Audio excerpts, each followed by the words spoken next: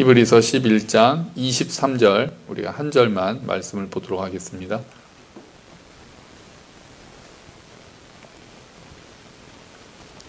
함께 읽어볼까요? 믿음으로 모세가 낳았을 때 그 부모가 아름다운 아이임을 보고 석 달 동안 숨겨 왕의 명령을 무서워하지 아니하였으며. 아멘.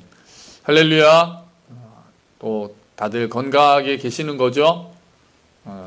또 뭐 전화 통화는 하고 하는데 또 정말 건강하게 계시기를 또 기도하고 있습니다. 또 서로 또 연락도 하신다고 또 마음 그런 이야기도 들려서 또 감사하기도 하고, 또 이제 조금씩 좀 잠잠해졌잖아요.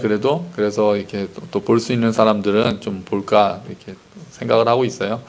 자, 지금까지 우리들은 히브리서 11장 믿음장에 나오는 믿음의 선배들을 지금 보고 있습니다. 지난주까지는 창세기에 등장하는 인물들을 우리가 봤었어요. 아벨에게서 예배하는 믿음, 에녹에게서는 어떤 믿음이었죠? 동행하는 믿음, 노아한테서는 순종하는 믿음, 아브라함에게서는, 아브라함이 좀 길었죠? 떠나는 믿음, 소중한 것을 바치는 믿음, 본향을 향하여 가는 나그네로 사는 믿음, 그리고 이삭과 야곱에게는 분별하는 믿음, 이렇게 축복을 할 때 분별하는 모습을 봤고요. 요셉에게서는 하나님의 약속을 신뢰하는 믿음. 그래서 나는 죽으나 하나님이, 이런 멋있는 유언을 할 수 있는 그런 믿음을 우리가 지난주에 또 보았습니다. 오늘부터는 이제 창세기를 넘어서 출애굽기로 넘어가요. 그러니까 믿음의 영웅들이라는 이 선배들이라는 11장 믿음장이 아주 창조부터 시작을 했잖아요. 처음에 창조부터 시작해서 쭉 이렇게 갑니다. 물론 다 가지는 않아요. 다 가지는 않는데 계속해서 그 성경에 나오는 순서대로 이제 가고 있는 거죠. 그래서 이제는 모세에 대한 이야기가, 그래서 믿음장에서 아브라함에 대한 이야기가 많이 나오고 모세에 대한 이야기가 많이 나와요. 당연히 믿음 이야기를 할 때 모세를 빼놓을 수는 없겠죠. 구약에서 가장 위대한 사람이 누구냐라고 했을 때 모세를 꼽는 사람도 많을 것 같아요. 아브라함도 꼽을 수 있고 모세를 꼽을 수도 있고 또 다윗 정도도 이제 꼽을 수 있겠죠. 그 수많은 이스라엘 백성, 그러면 그 구약에 있어서 가장 중요한 사건이 뭐냐라고 하면은 뭐니 해도 출애굽 사건 아니겠어요? 이스라엘 백성들을 이끌고 이집트에서 홍해를 건너서 40년 동안 광야 생활을 하고 또 결국은 약속의 땅 입구까지 인도한 모세.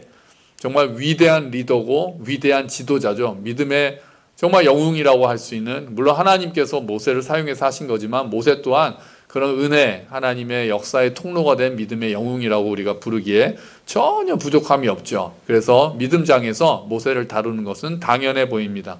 그런데 특이하게도 모세의 믿음에 대해서 이야기를 하기 전에 오늘 말씀은 모세의 믿음이 아닙니다. 누구의 믿음입니까, 그러면?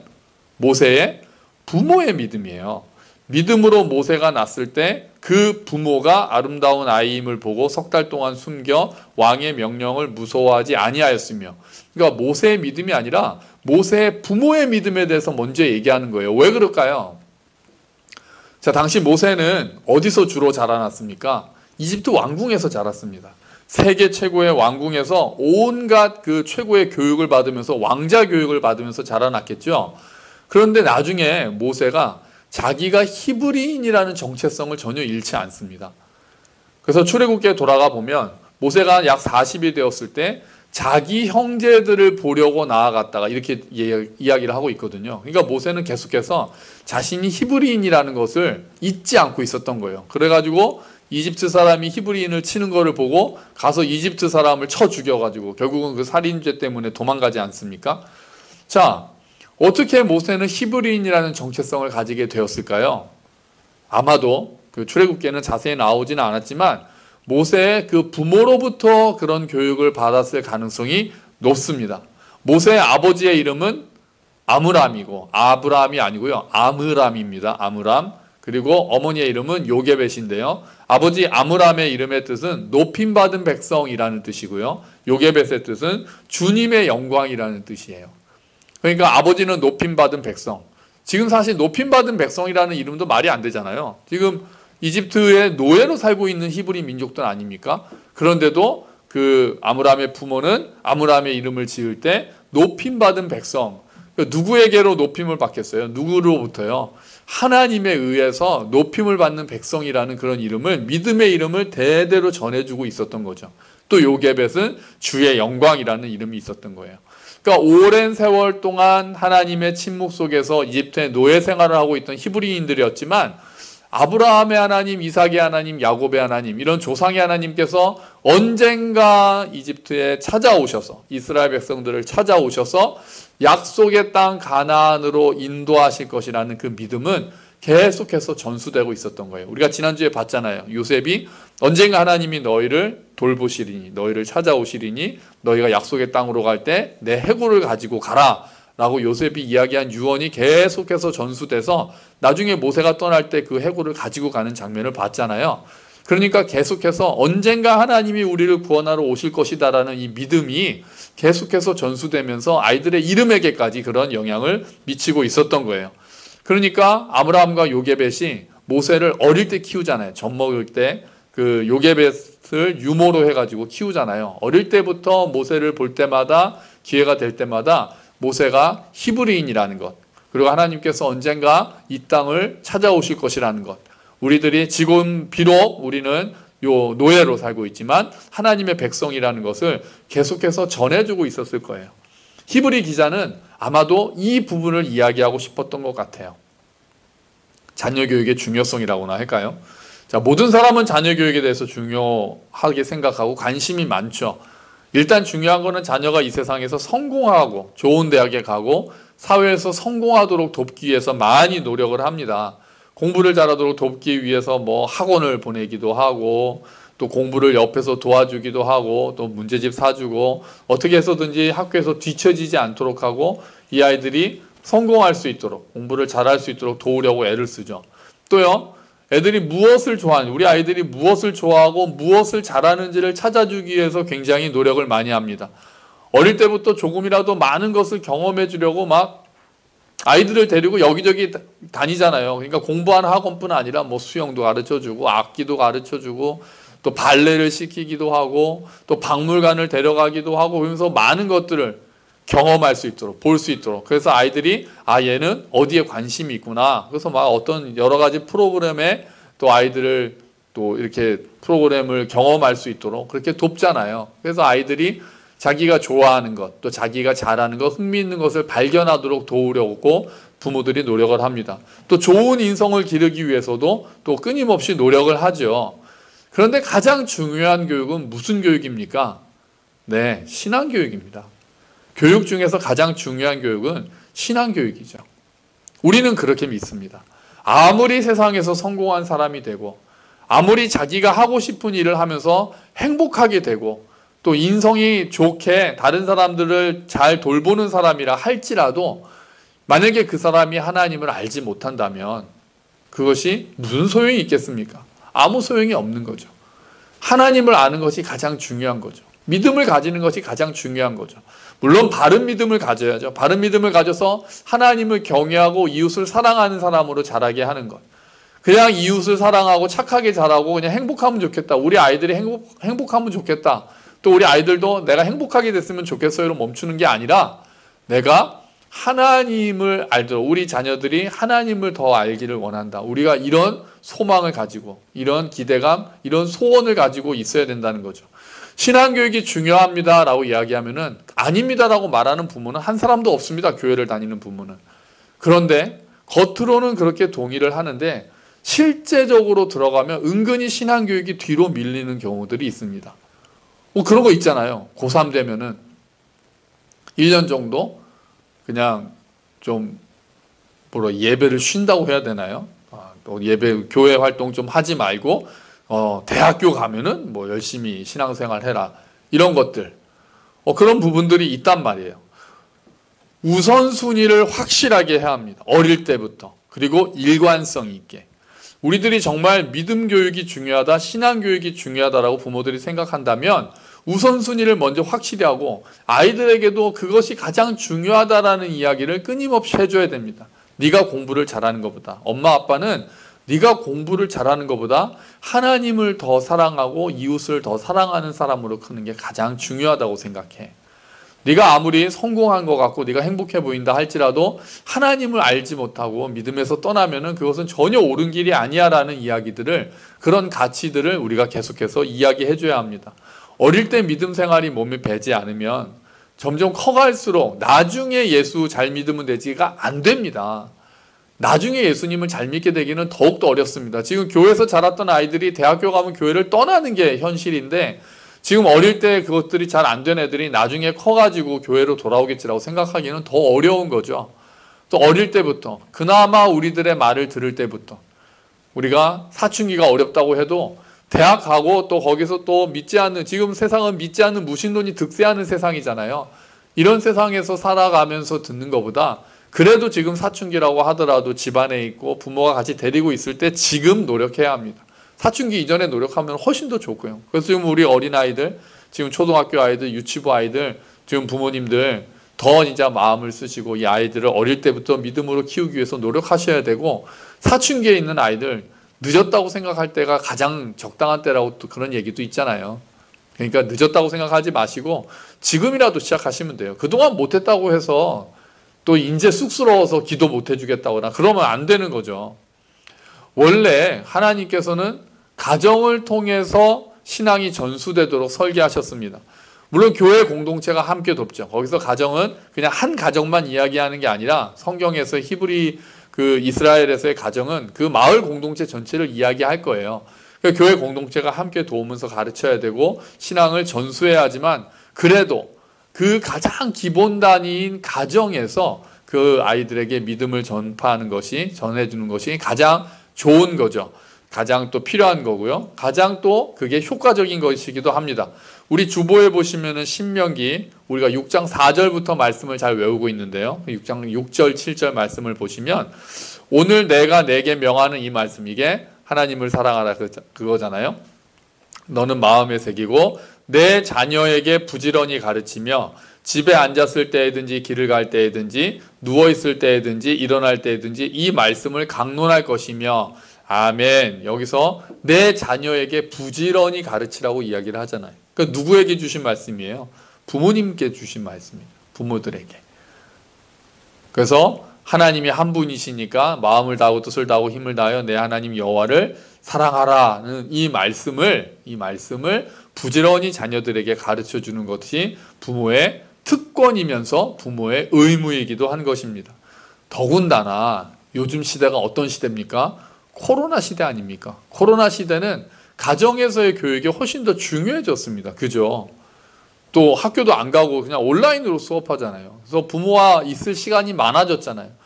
그래서 집에서 하는 교육의 중요성이 훨씬 더 커졌습니다. 성경 지식이 많지 않아서 걱정하는 부모님들, 또 조부모님들 계시잖아요. 괜찮습니다.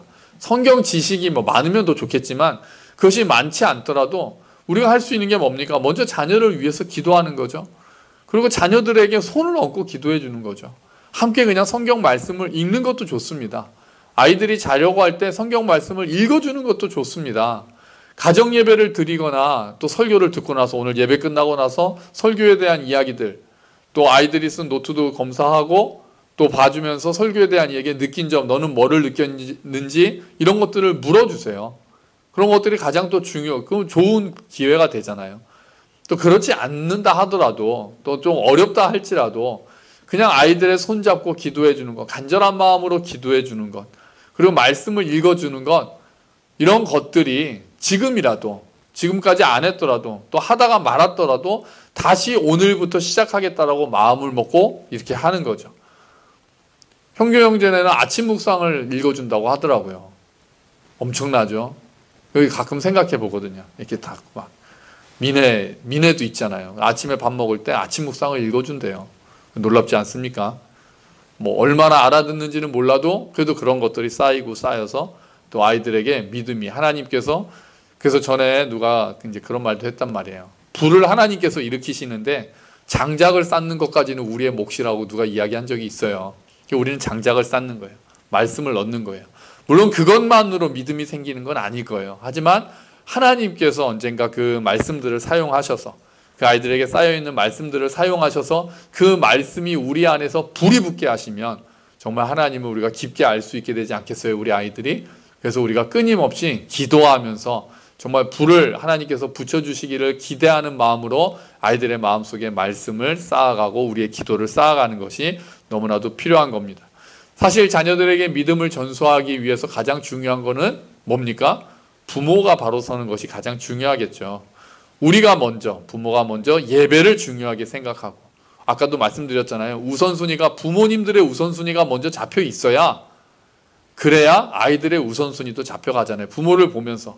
말로만 하나님이 중요하다, 뭐 예배가 중요하다, 교회가 중요하다 하지만 실제적으로 어떤 일들에 딱 부딪혔을 때 그런 모습을 보여주지 않으면, 그러면 또 아이들은 말을 보고 배우는 게 아니라 행동을 보고 가치를 배우잖아요. 그러니까 부모들이 먼저 우선순위를 세우고 믿음을 먼저 세우는 모습. 우리가 먼저 예배를 소중하게 생각해야 합니다. 우리가 먼저 교회를 소중하게 생각해야 합니다. 우리가 먼저 하나님의 뜻이 과연 무엇인가에 대해서 분별하기 위해서 노력하는 모습을 보여줘야 합니다.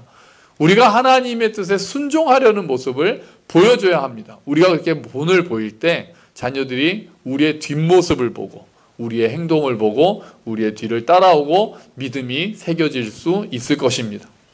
자, 모세의 부모가 그런 믿음을 가지고 있었다면 그 믿음이 어떻게 드러났는지에 대해서 오늘 본문은 두 가지를 이야기하고 있습니다. 먼저 당시 시대 배경을 우리가 아는 것이 필요할 텐데요. 요셉이 죽은 후, 그러니까 요셉이 총리로 있었잖아요. 그때만 해도 이스라엘 백성들과 이집트 백성들은 사이가 나쁘지 않았습니다. 요셉이 그 이집트 백성까지 기근해서 구한 사람이었으니까요. 그랬는데 요셉이 죽고 이제 시간이 오래 지나면서 다른 왕조가 들어서게 됩니다. 근데 이들이 들어서서 보니까 이제 쿠데타로 왕조를 일으켰거든요.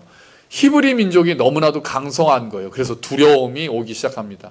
아, 이거 이놈들이 혹시 쿠데타를 일으키는 거 아닌가? 자기가 쿠데타로 집권한 세력이니까 히브리 민족이 만약에 힘을 합쳐서 또 쿠데타를 일으키면 우리가 쫓겨나는 거 아닌가? 라는 두려움이 그 왕조, 바로를 시작해서 이제 그들의 지배층들이 그런 걱정을 가지게 됐어요. 그리고 또 혹시라도 전쟁이 났을 때 얘네가 그들 편을 들어서, 이 히브리 사람들이 그들 편을 들어서 우리를 공격하면 어떡하지? 이런 정말 안 해도 되는 걱정을 그렇게 미리 하는 거죠. 그래서 그들이 어떤 그 히브리 사람들의 힘을 누르기 위해서 어떤 일을 합니까? 먼저 강제 노역을 시킵니다. 히브리인들의 힘을 누르고 숫자가 늘어나는 것을 막기 위해서 강제로 노역을 시킵니다. 그런데 어떤 일이 생겼어요? 학대를 받으면 받을수록 이스라엘 사람들이 더 번성해서 퍼져나가는 일이 생깁니다. 역설적으로. 학대를 받았는데 오히려 더 사람들이 늘어나기 시작했다는 거죠.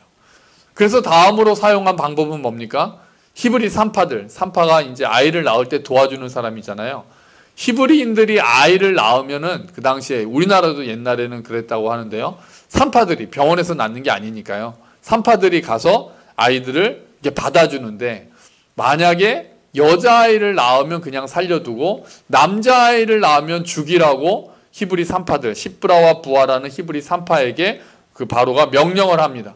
그런데 히브리 산파들이 그 왕의 명령을 어기죠.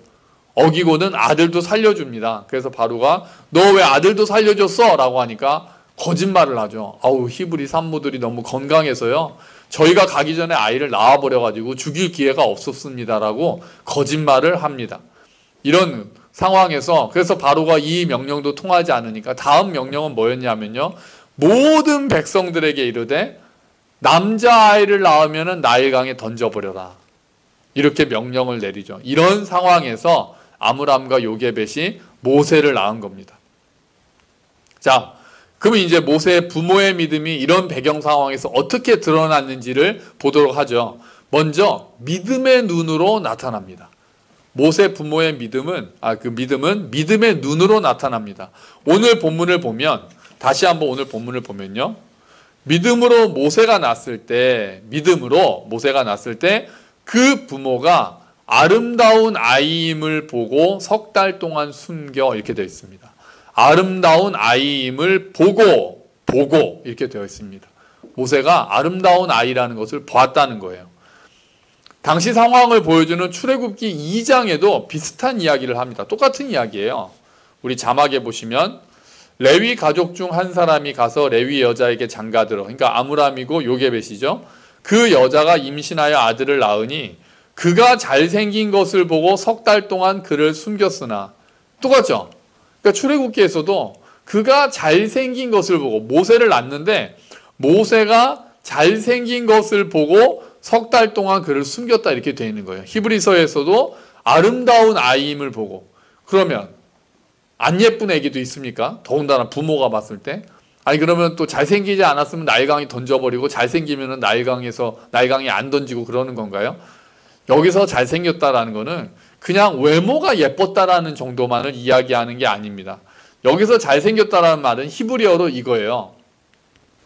토브입니다. 토브. 기억하시나요? 토브? 토브가 뜻이 뭐였습니까? 토브. 토브의 뜻은 좋다, 선하다, 아름답다, 잘생겼다 이런 뜻이거든요. 이 토브가 성경에서 가장 먼저 쓰인 곳이 어디였는지 기억하실라나요? 창세기 1장에 하나님께서 천지를 창조하시고 나면은 하나님이 보시기에 어땠더라? 좋았더라 할 때 이 토브가 쓰였습니다. 그러니까 하나님이 보시기에 이 세상을 창조하시고 하나님이 보시기에 토브했었다는 이야기예요. 그러니까 모세를 낳았을 때 보니까 토브했다는 거예요. 그러니까 그냥 외모가 잘생겼다는 게 아닙니다. 나중에 사도행전에서 스데반이 이렇게까지 설명을 합니다.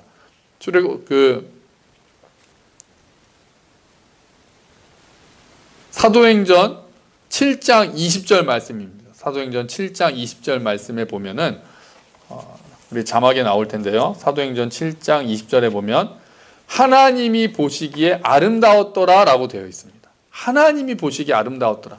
창세기에 나오는 토브랑 똑같은 거죠. 하나님이 보시기에 아름다웠다라는 말씀까지 되어 있는 거예요. 자, 그러니까 아마도 부모가 모세를 봤을 때 그 속에서 뭔가 하나님의 특별한 부르심이 있음을 느낀 것 같아요. 그러니까 이 아이를 통해서 하나님이 뭔가를 하실 것이라는 그런 것들.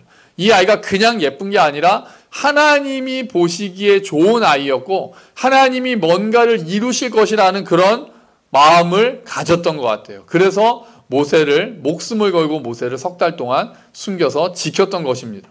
이처럼 모세의 부모는 믿음의 눈으로 자녀를 바라볼 수 있었습니다. 우리들은 어떻습니까? 여러분, 우리들은 믿음의 눈으로 우리 자녀들을 보고 있습니까? 우리 아이들을 향한 하나님의 뜻이 무엇인지에 대해서 관심을 가지고 있습니까? 하나님이 아이들을 통해서 이루실 일, 그리고 우리 아이들을 빚어가실 일들을 우리가 기대하면서 그런 기대하는 마음을 가지고 보고 계십니까? 아니면 현재의 모습만 보고 답답하고, 답답하죠. 아이들 보고, 사춘기 아이들 보면 답답할 때도 있고, 막 화가 날 때도 있고, 짜증날 때도 있죠. 하지만 거기서 멈추는 것이 아니라 정말 하나님께서는 우리 아이들을, 우리의 아들, 우리의 딸들을 어떻게 보고 계실까? 하나님께서는 이 아이들을, 얘를 통해서, 이 아들을 통해서, 이 딸을 통해서 어떤 일을 하실까? 또 하나님께서는 이 아이를 어떻게 만들어 가실까? 우리가 그런 기대하는 마음으로 우리 아이들을 보고 있는가 하는 거예요. 우리 아이들이 우리의 것이 아니라 하나님의 것이라는 것을 우리가 기억하고 있습니까? 그래서 하나님께서 우리에게 맡기신 아이라는 것을 우리가 늘 생각하고 있나요? 그러므로 우리의 뜻을 아이들에게 강요하는 것이 아니라, 그죠? 우리의 뜻을 아이들에게 강요하는 것이 아니라 하나님의 계획을 이루도록 돕는 것이 부모가 할 일인 거죠. 그래서 하나님이 보시기에 아름다운 아이들을 하나님이 보시기에 아름다운 아이들로 자라게 하는 것. 하나님이 보시기에 좋은 선한 아이들로 자라게 돕는 것이 우리 부모의 역할인 것입니다. 그런 믿음의 눈을 우리들이 가져야 될 줄로 믿습니다. 우리가 자녀들을 볼 때뿐만이 아니죠. 우리 모두는 우리가 믿음의 눈을 가지고 있어야 합니다. 다른 사람들을 볼 때도 믿음의 눈으로 볼 수 있어야 하고 세상이 돌아가는 것도 믿음의 눈으로 바라볼 수 있어야 합니다. 우리에게 닥친 어려움도요, 믿음의 눈으로 보면, 믿음의 눈이 아니고 우리의 어려움만 보면은 우리가 빠져나갈 구멍이 없는 것 같고 우리를 도울 사람이 없는 것 같지만 믿음의 눈으로 보면 하나님의 계획을 볼 수 있는 때가 있습니다. 우연히 일어나는 일들로 보이는 것들도 믿음의 눈으로 보면은 하나님의 섭리인 것을 우리가 알게 될 수 있습니다. 정말 아무도 나를 도와주지 않는다라고 생각할 때도 믿음의 눈을 들어서 보면 우리가 보이지 않는 하나님이 우리 뒤에 계시고 우리를 인도하신다는 것을, 이 역사가 우연히 흘러간다는 것 같이 보이지만 믿음의 눈으로 보면 하나님께서 이 역사를 주관하고 계신다는 것을 우리가 볼 수 있습니다. 하나님의 일하심을 볼 수 있고 하나님의 손길을 믿음의 눈으로 볼 수 있는 것입니다. 하나님께서 우리의 눈을 열어주셔서 우리가 믿음의 눈으로 우리의 자녀들을 바라보고 우리의 가정을 바라보고 교회를 바라보고 세상을 바라볼 수 있게 되기를 주의 이름으로 축원합니다. 아멘. 아멘. 자, 모세의 부모의 믿음이요, 믿음의 눈을 가진 믿음이 있었잖아요. 그 다음에는 두 번째는 어떻게 나타났냐면요, 왕의 명령을 무서워하지 않았다고 본문은 이야기하고 있습니다. 남자아이를 낳으면 나일강에 던지라고 그랬는데 모세의 부모는 왕의 명령을 무서워하지 않고 아이를 석 달 동안 숨겼던 거죠. 이처럼 믿음은 두려움을 이기게 합니다. 믿음은 두려움을 이기게 합니다. 왕의 명령이 하나님의 뜻에 맞지 않는다는 것을 알았기 때문에 모세의 부모는 왕의 명령을 따를 수 없었던 거예요. 자, 모세의 출생과 관련해서 왕의 명령을 두려워하지 않았던 사람들이 또 있습니다. 아까 앞에서도 잠깐 나왔어요. 누굽니까? 히브리 산파들 십브라와 부하입니다. 앞에서도 말씀드렸던 것처럼 십브라와 부하는 그 왕이 남자아이, 그 아기를 낳는 것을 도와주러 갔을 때 남자아이를 낳으면은 죽여라 라는 명령을 따르지 않았습니다. 왜 아기를 그 명령을 따르지 않고 남자 아기들을 살려두었는지 그 성경은 이렇게 이야기하고 있습니다. 주보와 자막에 보시면 출애굽기 1장 15절이거든요. 하지만 그 산파들은, 그러니까 왕이 명령을 했는데, 하지만 그 산파들은 하나님을 두려워하는 사람들이었습니다. 그래서 그 산파들은 왕이 명령한 대로 하지 않았습니다. 그들은 남자아이들도 다 살려주었습니다. 아멘. 왜 그들이 왕의 명령을 어겼다고요? 왕의 명령을 듣지 않았다고요? 그들은 하나님을 두려워하는 사람이었기 때문입니다. 진정으로 우리가 두려워할 대상은 눈에 보이지 않는 하나님이시라는 것을 알았던 거죠. 그래서 왕의 명령을 무서워하지 않고 더 큰 하나님을 신뢰하고 하나님을 경외하는 마음으로 왕의 명령을 어기고 하나님의 뜻을 행할 수 있었던 겁니다. 아마 모세의 부모들도 마찬가지였을 겁니다. 믿음의 역사에서 우리들은 이런 예를 많이 볼 수 있습니다. 물론 기본적으로 위에 있는 권세에 복종하라는 로마서의 말씀이 있습니다. 하지만 또 성경에는 그 위에 있는 권세가 하나님의 뜻에 복종하지 않으면, 그 위에 있는 권세가 하나님의 뜻을 따르지 않으면 그 권세에 대해서 복종하지 않고 신앙을 지키고 하나님의 뜻을 이루어가는 일들을 성경에서도 역사에서도 우리가 많이 볼 수 있습니다. 대표적으로 우리가 볼 수 있는 사람이 누구가 있어요? 다니엘, 그리고 다니엘의 세 친구들이 있잖아요. 왕에게 절하라는 그런 명령에 따르지 않고 다니엘은 사자굴에 던져질 것을 알면서도 예루살렘을 향해서 감사하고 하루에 3번씩 기도하는 모습을 보였죠. 다니엘의 세 친구들도 그리 아니하실지라도, 하나님이 우리를 구원하시겠지만 그리 아니하실지라도 우리는 왕의 명령을 따를 수 없다라고 거기서 왕의 명령을 두려워하지 않고 지키지 않았습니다. 하나님만 섬기려는 말 때문에 그랬죠. 그리고요, 사도들이 예수님이 부활하신 다음에 예수님을 막 전할 때 관원들이 와서 사도들에게 예수님의 이름을 전하지 말라고 합니다. 그 장면 또 오늘 주보와 자막에 보시면 사도행전 4장 18절부터 20절 말씀인데요. 그래서 그들은 베드로와 요한을 다시 불러 절대로 예수님의 이름으로 말하지도 말고 가르치지도 말라고 경고했습니다. 그러나 베드로와 요한은 이렇게 대답했습니다. 우리가 하나님의 말씀을 듣는 것과 여러분의 말을 듣는 것 중에 하나님께서 보시기에 어느 것이 더 옳은 것인지 한번 판단해 보십시오. 우리는 우리가 보고 들은 것을 말하지 않을 수가 없습니다. 아멘. 사도들이 이렇게 얘기하는 거죠. 관원들이 예수의 이름으로 말하지도 말고 가르치지도 말라고 경고했지만 이 사도들은, 베드로와 요한은 이렇게 얘기하는 거죠. 하나님의 말씀을 듣는 것과 사람의 말, 너희의 말을 듣는 것 중에 하나님 보시기에 뭐가 옳은지를 생각해 보라. 그러니까 사도들은 하나님 보시기에 옳은 일을 택한 거예요. 사람들에게 박해받을 거 알아요. 그래서 감옥에도 갑니다. 그럼에도 불구하고 그것을 두려워한 것이 아니라 하나님을 경외하는 마음으로 복음을 계속해서 전했던 겁니다. 역사적으로도 믿음으로 위의 권세, 잘못된 권세에 대해서는 저항했던 경우들이 많이 있습니다. 기독교가 금지되었지만, 로마 시대 때 기독교를 박해했지만 몰래 예배를 드리다가 저 목숨을 걸고 예배를 드리고 진짜 사자밥이 되면서도 믿음을 지켰던, 순교를 하면서도 믿음을 지켰던 그런 선배들이 있죠. 또요, 나치가 유대인들을 죽이려고 할 때 몰래 목숨을 걸고 그 유대인들을 피신시킨 그런 독일 사람들도 있습니다. 흑인 노예를 가지는 것이 당연하고 노예가 도망하면 벌하는 것이 당연하다는 법이 있을 때 그 흑인 노예를 도망시켰던 백인들이 있고, 그 잘못된 법을 또 그 바꾸기 위해서 정말 저항했던, 비폭력으로 저항했던 마틴 루터킹 목사님과 또 그때 함께 일했던 믿음의 선배들이 있습니다. 하나님 이외에 다른 우상에게는 절할 수 없다면서 일본이 신사 참배를 하라고, 신사에 절하라고 명령을 내렸을 때 거기에 맞서서 나는 하나님 외에는 절할 수 없다라고 결국은 목숨을 잃은 주기철 목사님 같은 분도 계시죠. 일제치하에서 독립운동이 하나님의 뜻이라고 믿고 독립운동을 하던 믿음의 선배들도 있습니다. 또한 민주화 투쟁을 하는 것이 하나님의 뜻이라고 믿고 독재에 항거했던 믿음의 선배들도 있습니다. 또 지금도 이슬람 국가나 북한과 같은 곳에서 믿음을 지키기 위해서 정말 순교를 각오하고 예배를 드리면서 믿음을 이어가는 그런 이들도 있습니다. 그들이라고 해서 두렵지 않았겠습니까? 모세의 부모가 두렵지 않았겠습니까? 아니요. 저는 그렇게 생각하지 않습니다. 두려웠을 것입니다. 그들도 사람인데 어떻게 두렵지 않겠어요? 두려웠을 겁니다. 하지만 하나님을 두려워하는 마음, 하나님을 경외하는 마음, 하나님을 사랑하는 마음이 그 두려움을 이길 수 있었던 겁니다.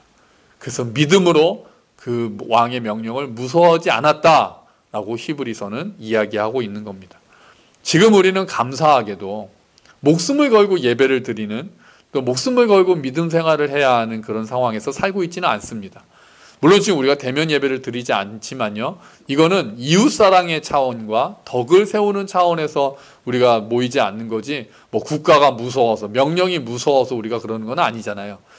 만약에 국가가 믿음의 본질을 침해하고 진짜 이런 일이 아닌데도 막 예배를 금지한다 그러면 우리는 이제는 거긴 저항해야 될 필요가 있겠죠. 또 예배를 드리고 믿음을 지키기 위해서 저항해야 할 필요도 있을 것입니다. 우리가 이제 그런 상황, 막 국가가 뭐 예배를 드리지 못하게 막 억압하고 이런 상황은 아니지만 여전히 우리가 용기를 내야 하는 경우들은 있습니다. 하나님의 뜻을 따르려다가 세상의 가치관과 다르다고 해서 조롱받는 것을 우리가 두려워할 수도 있습니다. 때로는 하나님의 뜻을 따르고 그러기 위해서 손해를 봐야 될 때도 있습니다. 우리가 이런 것들을 두려워하죠. 그래서 믿음을 드러내는 것들을 우리가 꺼릴 때가 있습니다. 옳지 않은 것을 보고도 외면할 때가 있습니다. 우리가 그러면 안 되는 거죠. 우리의 믿음이 너무나도 연약한 겁니다. 우리는 세상을 두려워하기보다, 사람을 두려워하기보다 하나님을 더욱 두려워하며 경외해야 합니다. 옳지 않은 것에 대해서는 옳지 않다고 이야기하는 용기를 가져야 합니다. 세상 풍조를 따르기보다 하나님의 뜻이 무엇인지를 분별하고 그 뜻을 따르는 용기를 가져야 합니다. 때로는 미움받는 용기도 우리가 가져야 합니다. 손해를 감수할 수도 있어야 합니다. 그게 오늘 모세의 부모가 보여주는 믿음의 모습인 것입니다. 여러분, 모세의 부모는 대단한 업적을 남긴 사람들은 사실 아니었습니다. 출애굽기에 모세의 부모는, 여기 출애굽기에서는 모세의 부모 이름도 앞에는 나오지도 않거든요. 나중에 나온단 말이에요. 성경에 그들의 부모들이 어떤 일을 했는지 별로 등장하지도 않습니다.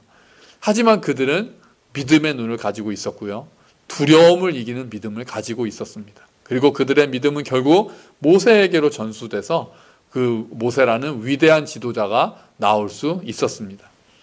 우리들도 이처럼 믿음의 눈으로 보이지 않는 하나님을 바라보며 두려움을 이기고 하나님의 뜻을 따르는 믿음의 용사들이 되시기를 주의 이름으로 축원합니다.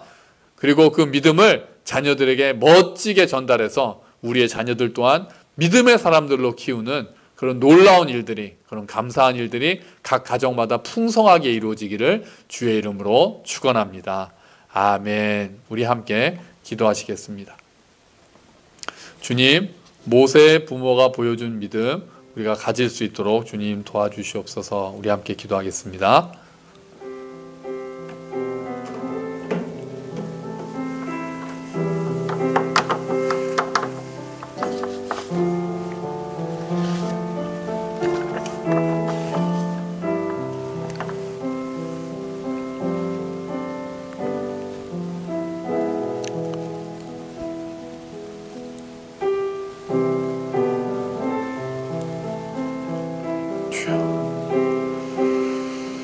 아버지 도와주시옵소서. 감사합니다. 아멘. 하나님 아버지 감사합니다. 주님, 큰 업적을 남긴 것은 아니었지만 모세의 부모는 믿음의 눈으로 자녀를 볼 수 있었습니다. 그리고 정말 하나님의 뜻이 무엇인지를 알았기에 왕의 명령을 무서워하지 않는 두려움을 이기는 믿음을 가지고 있었습니다. 주님, 우리도 믿음의 눈을 가지기를 간절히 소망합니다. 주님, 우리의 눈을 열어주십시오. 그래서 우리가 하나님을 볼 수 있도록 도와주시고 하나님의 눈으로 세상을 볼 수 있도록 주님 도와주시옵소서. 또한 우리가 믿음이 약하고 우리가 두려움이 많습니다. 세상을 두려워합니다. 주님, 사람을 두려워합니다. 우리가 손해보는 것을 두려워합니다. 우리가 낙오될까 봐 두려워합니다. 우리가 조롱당할까 봐 두려워합니다. 주님, 우리에게 용기를 주셔서 우리가 믿음으로 그 두려움을 이기고 옳지 않은 것에 대해서는 옳지 않다라고 당당하게 이야기할 수 있으며, 또 때로는 하나님의 뜻을 따르기 위해서 손해를 감수할 수도 있으며 조롱받을 수도 있고 미움받을 수도 있지만 그것들을 이기는 용기를 가질 수 있도록 주님 도와주시옵소서. 하나님을 더욱 두려워하고 하나님을 경외하고 하나님을 사랑하여 하나님을 믿음으로 우리가 세상을 이겨나갈 수 있는, 두려움을 이길 수 있는 믿음의 사람들이 될 수 있도록 도와주시옵소서. 또한 가정마다 그런 믿음이 자녀들에게 전수되어서 자녀들 또한 믿음으로 자랄 수 있도록 은혜를 베풀어 주시옵소서. 감사합니다. 주님, 이 모든 말씀 예수 그리스도의 이름으로 기도합니다. 아멘.